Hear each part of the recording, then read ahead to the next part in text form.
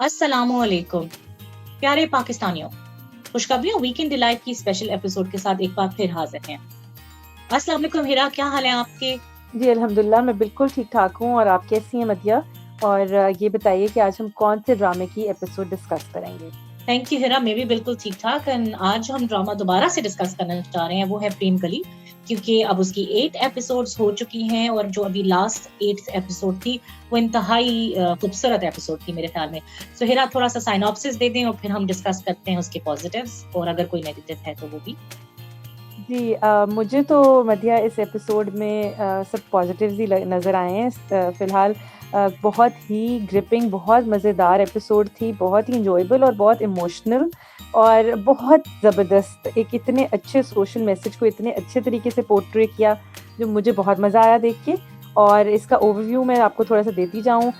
थोड़ी-सी ये कॉमेडी और रोमांटिक ड्रामा है, लेकिन इसमें बहुत अच्छी तरीके से हमारे सोशल इश्यूज़ को जिस तरह टच किया गया है, हाइलाइट किया गया है और फिर उसको उसमें जो लेसन्स हमें दिए गए हैं, वो बहुत प्यारे तरीके से दिए गए हैं। तो इसमें वो मेनली ये है कि जो फरी जो ब्यूटी पार्लर की हसीना आपा की बेटी होती हैं, वो उनकी शादी हो रही होती है और उसमें ये हमें जैसे पिछले एपिसोड में पता चला था कि उनका वो जहेज़ वाला कमरे में आग लग जाती है और उनका सारा जहेज़ जल जाता है और वो इतना बड़ा इश्यू बन जाता है। ज़ाहिर है वो हसीना आपा कहती हैं अब तो मेरी बेटी को कोई एक्सेप्ट ही नहीं करेगा और मैं लड़के वालों को कैसे बताऊँगी कि सारा जहेज़ जल गया है, ये वो तो बचपन से मैं बना रही थी ये वो।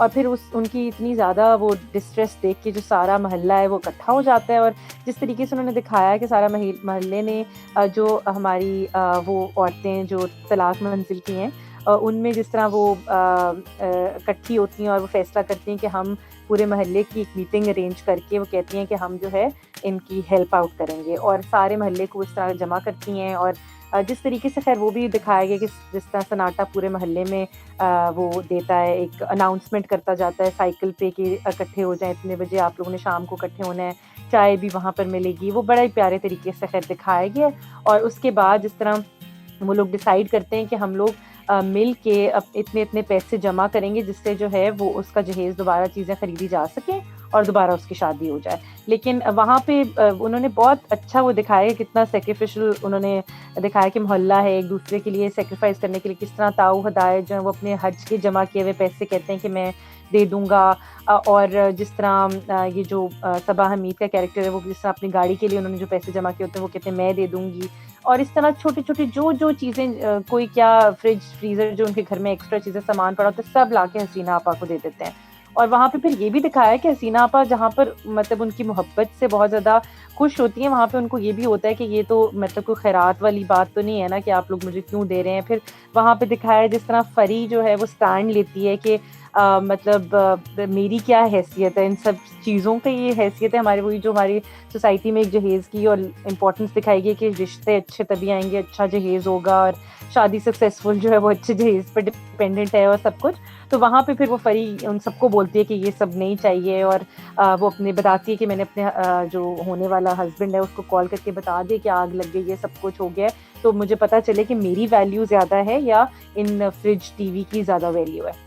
तो वो चीज़ बहुत अच्छी तरीके से उन्होंने दिखाई और फिर ये भी दिखाया कि किस तरह ससुराल वाले जब आते हैं तो वो इतना अच्छे तरीके से उनको कंपनसेट करते हैं और बल्कि उनको दिलासा देते हैं और कहते हैं कि आप बिल्कुल भी ना सोचें कि ऐसी कोई बात है और हम खुशी-खुशी उनको लेके जाएँगे। तो जिस तरीके से उन्होंने मोहल्ले की बॉन्डिंग इसमें दिखाई है कि प्रॉब्लम में कैसे मोहल्ला इकट्ठा हो जाता है और किस तरह ये मैसेज दिया है कि ये जहेज़ जो है वो वाक़ई एक बहुत बड़ी लानत है और हमें हमारी सोसाइटी से इसको ख़त्म हो जाना चाहिए। तो इम्पोर्टेंस रिलेशनशिप की होती है, इंसानों की होती है और चीज़ों की नहीं होती।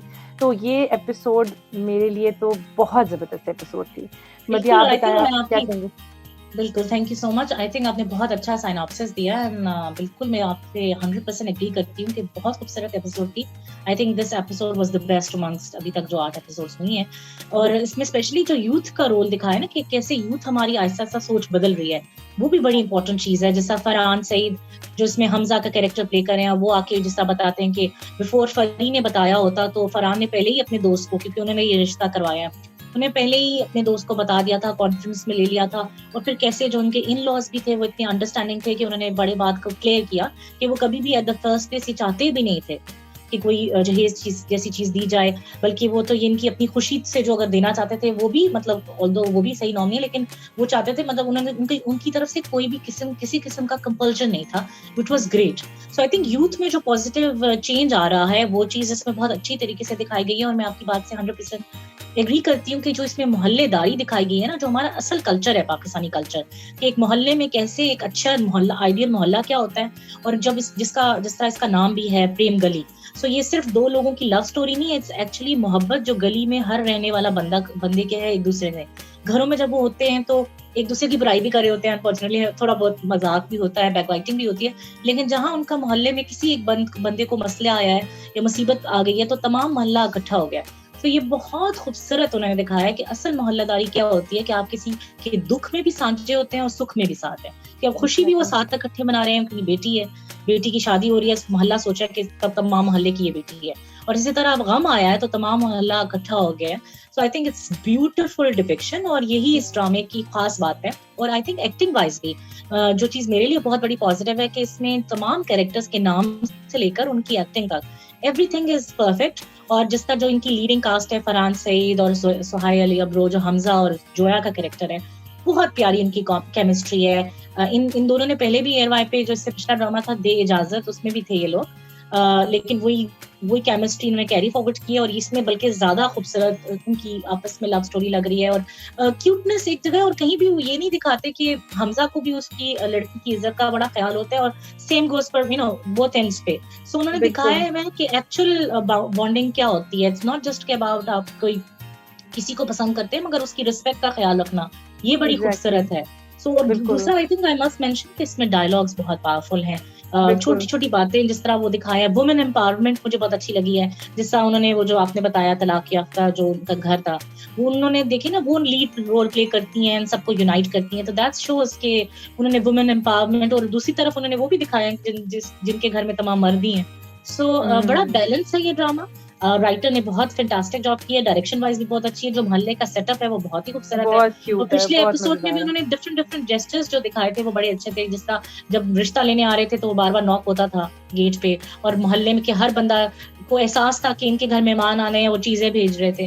तो ये बड़ी खूबसूरत तरीन से मतलब वेरी ब्यूटीफुली पिक्चराइज्ड है, और उसकी छोटे छोटे डायलॉग्स होते हैं। और मुझे इसका गाना बहुत अच्छा लगता है, OST। I think that stands out for me.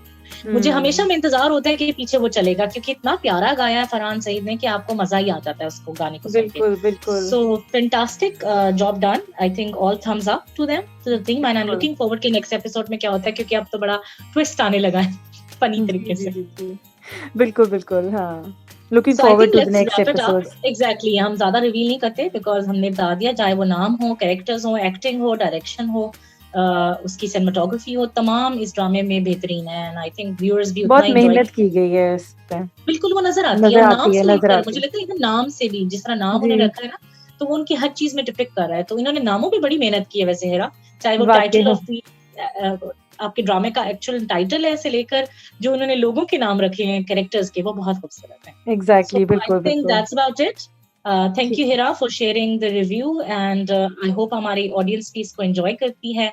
आज के लिए बस इतना ही, इंशाल्लाह अगले हफ्ते फिर मुलाकात होगी। अल्लाह हाफिज। अल्लाह हाफिज। पाकिस्तान जिंदाबाद।